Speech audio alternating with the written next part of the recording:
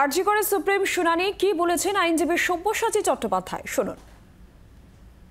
Junior ডাক্তাররা কাজে যোগ দেবে কিনা এই প্রশ্ন বড় প্রশ্ন। সুপ্রিম কোর্টের শুনানি শেষ হয়ে গিয়েছে। সুপ্রিম কোর্টের জুনিয়র ডাক্তারদের হয়ে যিনি প্রতিনিধিত্ব করেছেন সব্যসাচী চট্টোপাধ্যায় আমাদের সঙ্গে রয়েছেন। সব্যসাচী বাবু, জুনিয়র ডাক্তাররা কি কাজে যোগ দেবেন একদম সরাসরি ডক্টরদের মানে জয়েন্ট প্ল্যাটফর্মের থেকে? খুব কথা হচ্ছে জুনিয়র ডাক্তারবাবুরা তারা দাবি করেছিলেন, সে দাবি তারা অনুযায়ী তারা কাজে যোগ দিয়েছেন। তো এমার্জেন্সি সার্ভিসে তারা যোগ দিয়েছেন, এমার্জেন্সি সার্ভিস তারা করছেন। রাজ্য সরকার আজকে বলছে যে আবার একজন বিনা চিকিৎসায় মারা গিয়েছে। এই চিকিৎসার প্রথম দিন থেকেই মিথ্যে কথাগুলো বলে যাচ্ছেন, মিথ্যে কথা বলছেন। আমরা আগের দিনকে দেখিয়েছিলাম এটা সম্ভব নয়।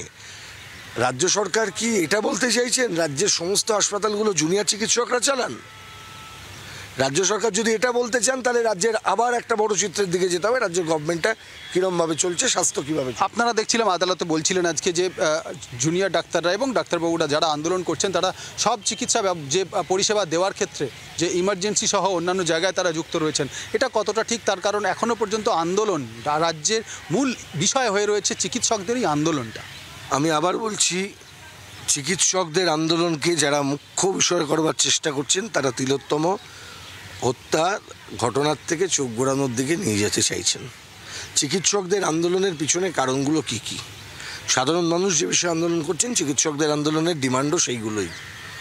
সেফটি, সিকিউরিটি, তদন্ত, ট্রান্সপারেন্সি, এইগুলোই তো।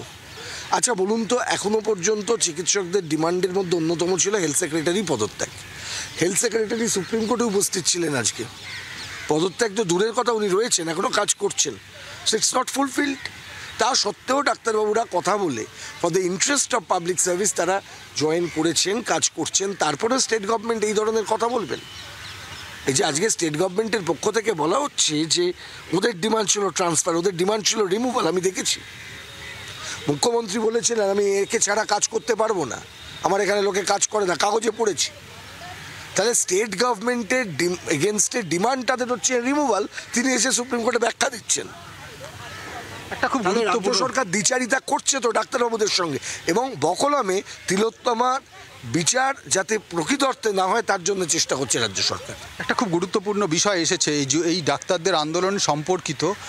হাসপাতালে অর্থাৎ আরজি কর হাসপাতালে এখনও এমন অনেকে চাকুরিরত রয়েছেন, কর্মরত রয়েছেন, যারা নাকি কোর্ট আনকোর্ট আরজি করের ঘটনাটাকে ধামাচাপা দেওয়ার চেষ্টা করা ছিল।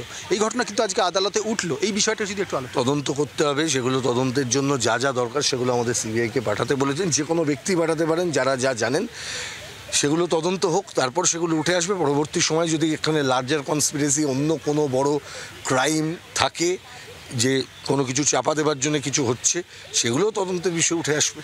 এখন তো ইতিমধ্যে দুটো তদন্ত সিবিআই করছে, একটি তিলোত্তমা হত্যা এবং আরেকটি হচ্ছে যে আপনার ফিনান্সিয়াল ইরেগুলারিটিস। আর ফিনান্সিয়াল ইরেগুলারিটিস খুললেই বোঝা যাচ্ছে যে এটা শুধু আরজি কর নয়, it's connected with all medical colleges এবং ultimately connected with the head মাতা স্বাস্থ্য ভবন। ধন্যবাদ। আমাদের সঙ্গে ছিলেন সব্যসাচী চট্টোপাধ্যায়, যিনি ডাক্তারদের সংগঠনের হয়ে সওয়াল করছিলেন এবং তিনি জানালেন যে জুনিয়র চিকিৎসকরা বা চিকিৎসকরা যারা আন্দোলন করছেন তারা রীতিমধ্যেই কাজে যোগ দিয়েছেন এবং কাজ করছেন। স্বাস্থ্য ব্যবস্থায় কোথাও তাদের জন্য অসুবিধা তৈরি হচ্ছে না। নয়াদিল্লি থেকে ক্যামেরা সুভাষিস দাসের সঙ্গে রাজীব চক্রবর্তী, জি 24 ঘন্টা। বাংলার আওয়াজ, বাঙালির আবেগ, জি 24 ঘন্টা।